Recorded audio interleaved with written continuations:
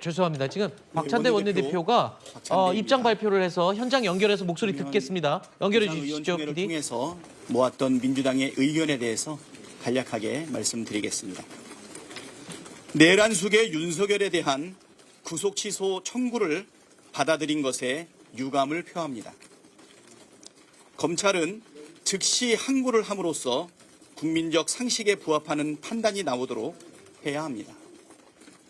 윤석열이 법률과 헌법을 중대하게 위반한 사실은 변함이 없습니다. 더불어민주당은 내란의 신속한 종결을 위해 모든 조치를 다하겠습니다. 이상입니다. 혹시 뭐 질의사항 있으면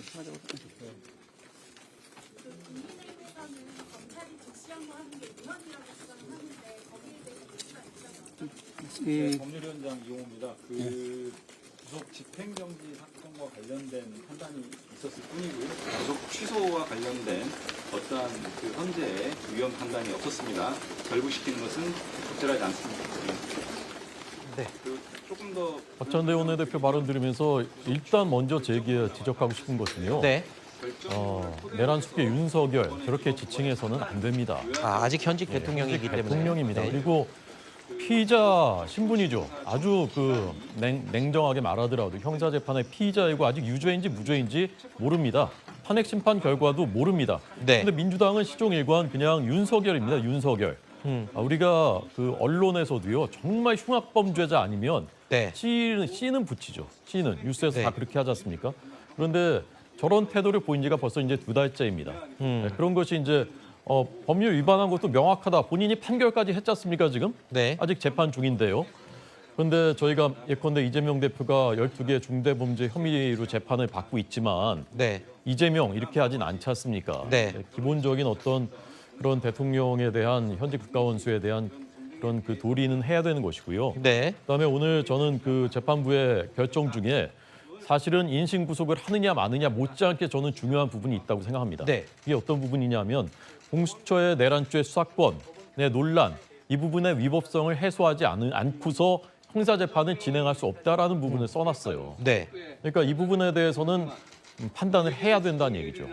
판단을 하겠다는 얘기입니다. 1심에서 판단을 하게 될지 아니면 어떤 다른 절차를 거쳐서 대법원에서 판단하게 될지 모르겠지만 네. 그런데 지금 이제 재판부의 오늘 결정문 문면을 보면 네. 공수처 수사권을 인정하기 어렵다는 쪽으로 저는 기울어져 있다고 저는 봐요. 네. 보여집니다.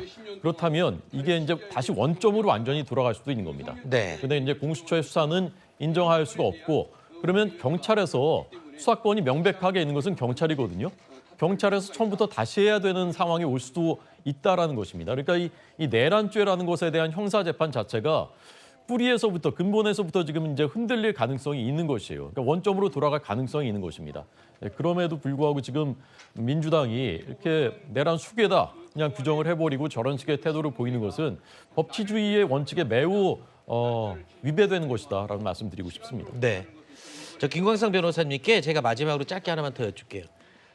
지난번에 구속 접부심을 받지 않았는데 구속이 취소가 됐던 적이 있기 때문에 제 기억으로 법원도 뭐 좀 일관성이 좀 없는 게 아니냐는 지적을 할 수 있는 부분은 없습니까? 근데 이제